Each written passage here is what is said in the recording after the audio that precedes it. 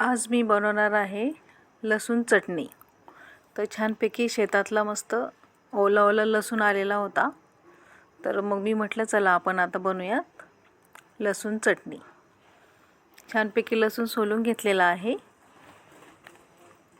आणि सध्या आता मी आलेले आहे माझ्या सासरी. हे बघा अशा मस्त सोलून घेतलेला आहे छानपैकी लसूण. पूर्ण सोलायचा नसतो तो, थोडंफार त्याचे साल राहू द्यायचे. त्यानंतर घेतलेलं आहे खोबरं, अर्धी वाटी खोबरं छान किसून घ्यायचे. हे बघा अशा पद्धतीने. आणि अर्धी वाटी आपल्याला लागणार आहे. हे बघा झालं आहेत मस्त किसून. त्यानंतर आपण हे बघा लसूण पण एक वाटीभर लसूण घेतलेला आहे, अर्धी वाटी खोबरं घेतलेलं आहे. चला तर मग आपण आता बनवूयात. मी माझ्या सासरी आलेले आहेत, तर तिथे अशा पद्धतीचं मिक्सर आहे, तर त्याच्यामध्ये आपण ते वाटून घेणार आहेत. हे बघा असं छानपैकी दगडाचं आहे, एक नवीन पद्धतीचं असल्यामुळे त्यामध्ये चटणी खूप छान होते.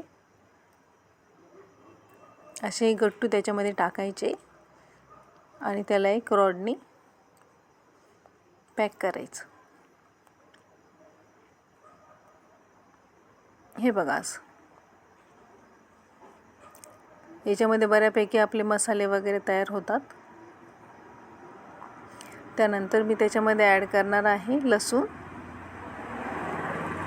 खूप कमी साहित्यामध्ये आपली चटणी तयार होते. आणि अर्धी वाटी वाळलेला खोबऱ्याचा किस. त्यानंतर चवीनुसार मीठ आणि लाल तिखट थोडे जास्त घेतलेले आहे मी. 2 चमचे लाल तिखट टाकलेले आहेत.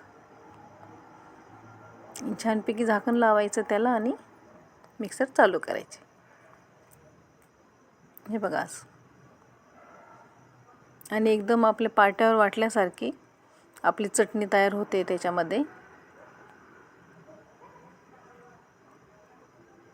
जाड बारीक वाटायची आहे आपल्याला, जास्त बारीक वाटायची नाही आहेत.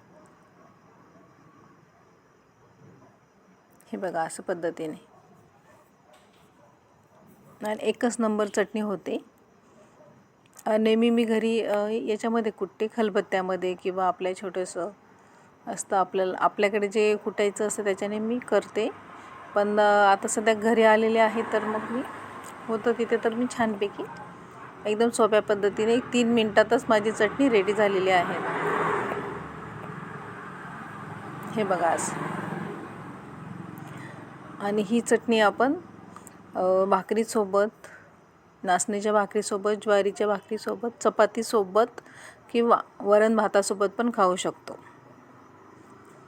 चला तर मग ही साधी सिंपल लसूण चटणी आवडली असल्यास लाईक करा, शेअर करा, कमेंट करा आणि सबस्क्राईब करा. आणि नक्की ट्राय करा. हे बघा खूप छान झालेले आहेत. आणि घरगुती लाल तिखट असल्यामुळे तर एकच नंबर झालेले आहेत. चव पण खूप छान आलेले आहेत. आणि त्याच्यामध्ये आपण मस्त शेंगदाणा तेल टाकलेले आहेत. चला तर मग भेटू नेक्स्ट रेसिपीमध्ये.